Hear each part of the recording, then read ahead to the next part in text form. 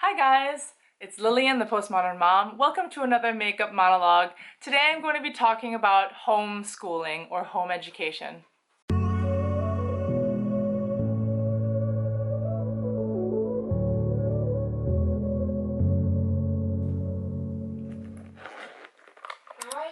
First of all, thank you so much for your interest in my videos and your comments. This was a request by one of the commentators who just was wanting me to talk a little bit more about like parenting and homeschooling. So I figured I could just use this moment to talk about what I do and why I do it maybe. Oh, it's not so pretty back here. Anyway, today I'm gonna put on more makeup because I would need it to last till the evening.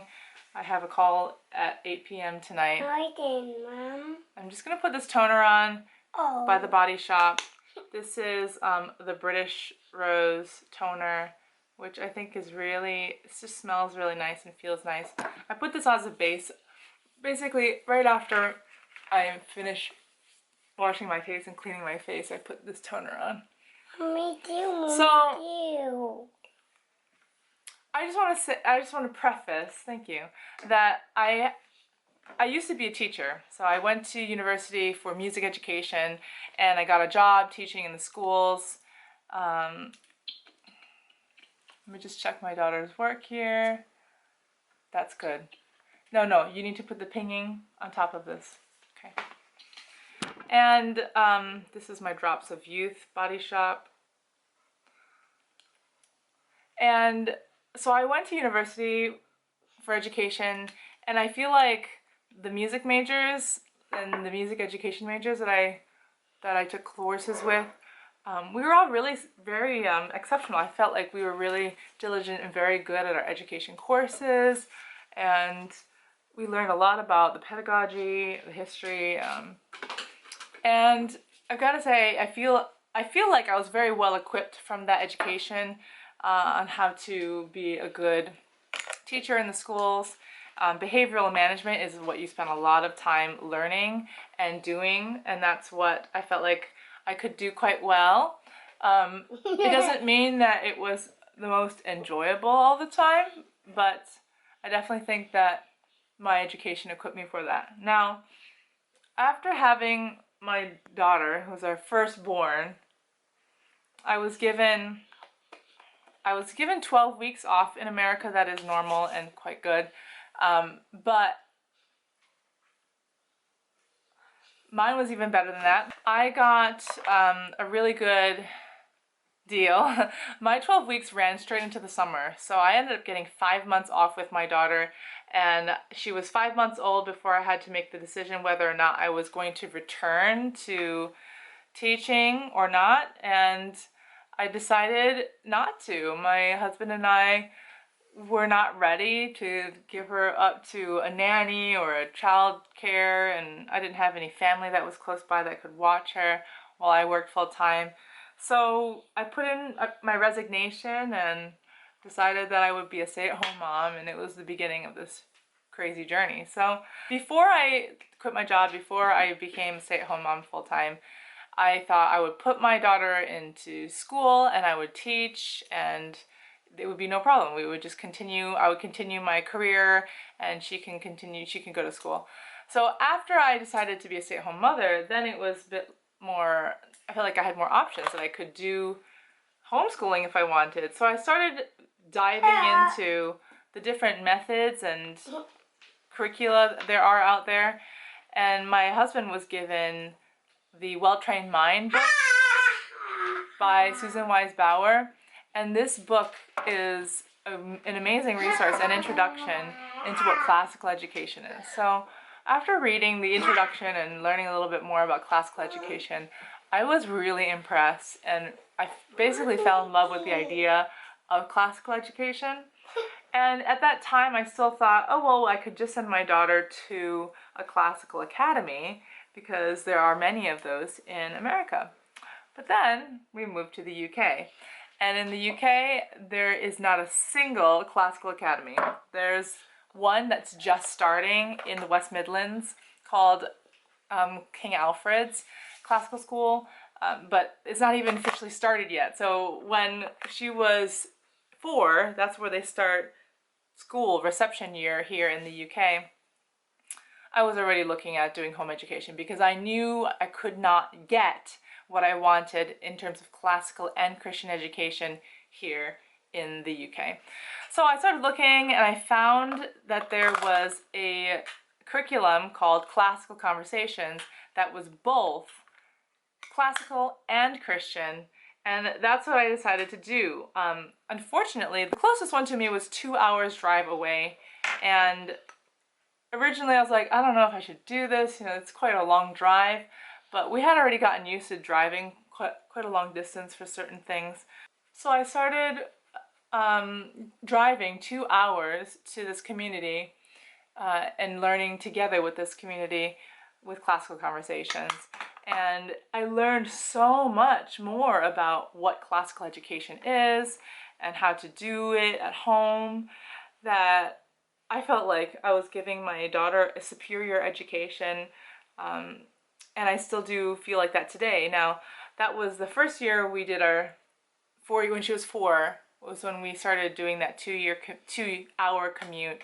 And then after a year of that, I thought, I've got to find something closer to home because I was getting really tired during the drives. I would have to stop and get like a Red Bull and just stay awake. I was really having trouble with that drive. So then I decided to start my own community with Classical Conversations here where I live in Southampton. So that's what I've been doing the last year, and we're just getting ready to start another year.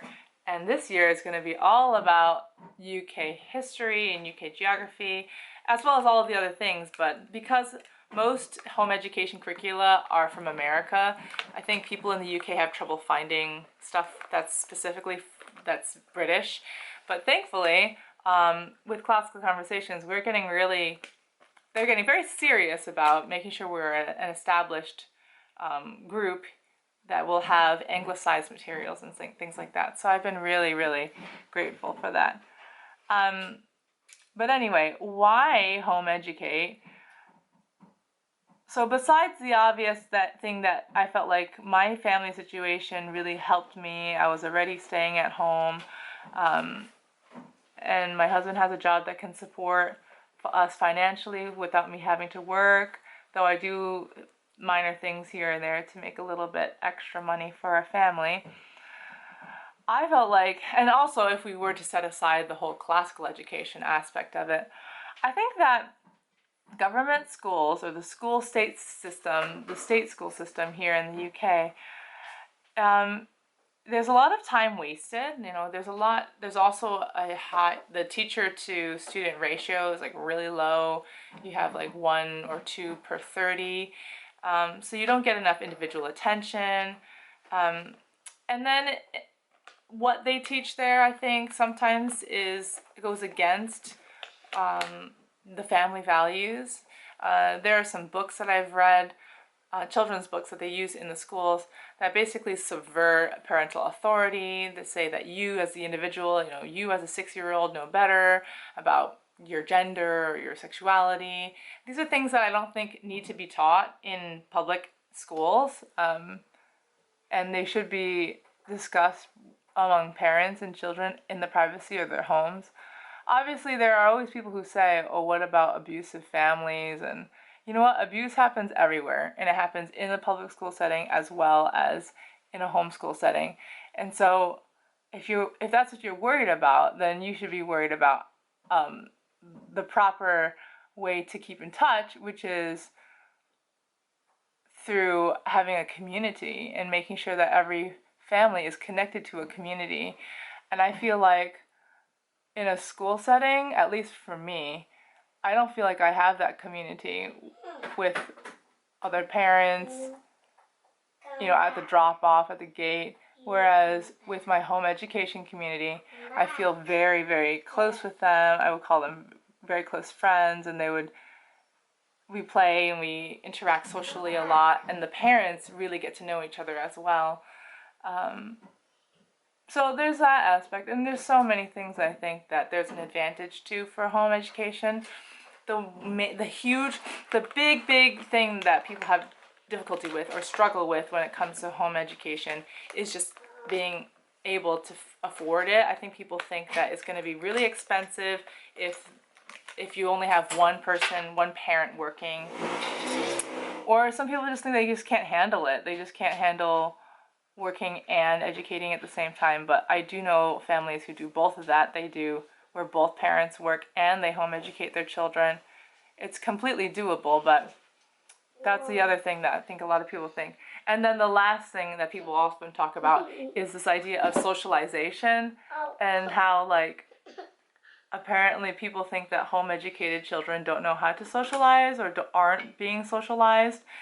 And the question, of course they are being socialized, but the question is, how? What does that socialization look like? You know, is it a like band together with your peers and disrespect authority, or it's us against them, or is it, you know, you're gonna be bullied because you look different, or you're gonna be focusing on the question of sexuality and gender away from the loving parents that you have? I don't know. I feel like there are so many resources these days for people who are interested in home educating. There are so many people who have done it well and are selling their own programs and curricula and giving you support and community, that you just have to want to do it. Most people don't want to do it, and I'm not there to push anybody into it, but I do feel like that there are some things happening in the government schools that are failing our students, that are failing our children, and as parents we need to take the responsibility and make sure our children have a better experience, a better education. For some people, public school or government school education might be the best option because their parents are unable to be that support and to educate. But I think for most parents who are loving parents and very intentional with their children, that they can do a really good job educating their children at home and not having to drop their kids off somewhere else. I'm gonna try this today. This is my Body Shop matte lip liquid. It comes out like kind of pinky red.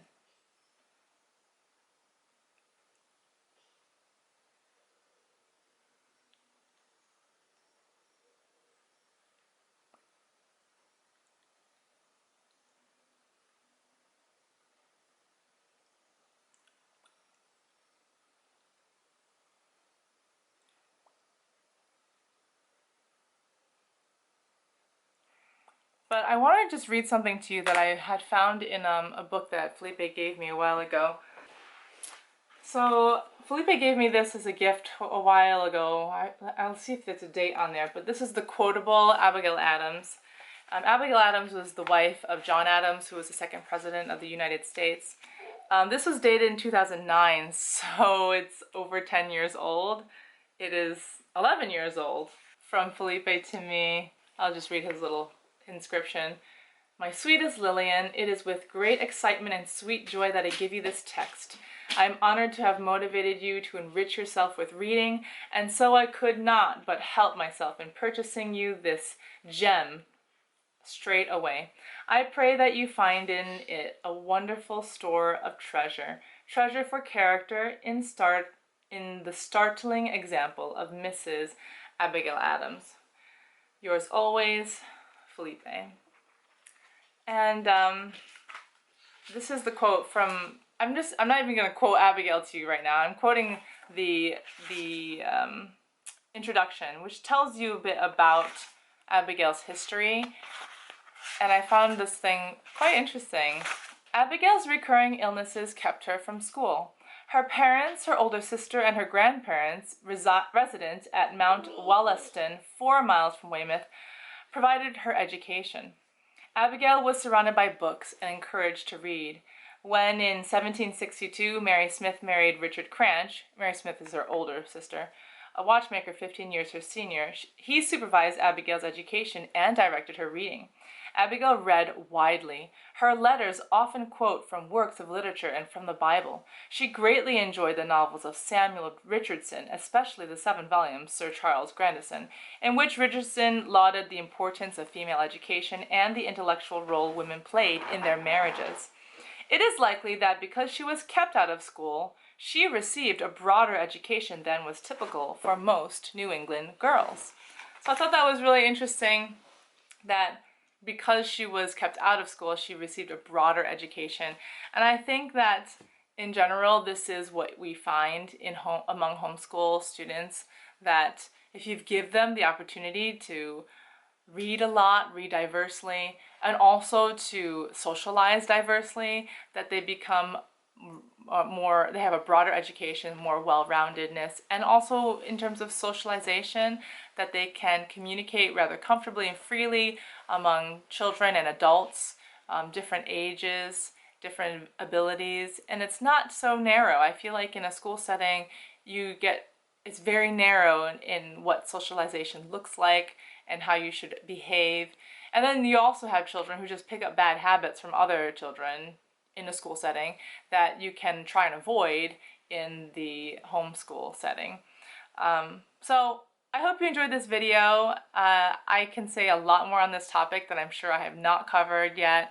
But yeah, we have been doing homeschooling for 2 years. It's been really amazing. We're getting ready for the 3rd year, just to embark on the 3rd year's journey. And it just gets more and more exciting. The feeling of being able to teach your children to read, to write, to think, to do math, and then just to enjoy your relationship with them is irreplaceable and priceless. And I feel like the sacrifice that we make to live off of a single income in order for me to educate my children is totally worth it. And we are raising up the next generation of hopefully believers in Christ, that they can have personal responsibility and good character and bring our society forward instead of backwards. So thanks so much for watching, and leave a comment below other things that you'd like me to talk about. Bye! I think there's such a joy in keeping a good home, in watching your children grow up, in cooking and cleaning and supporting your husband.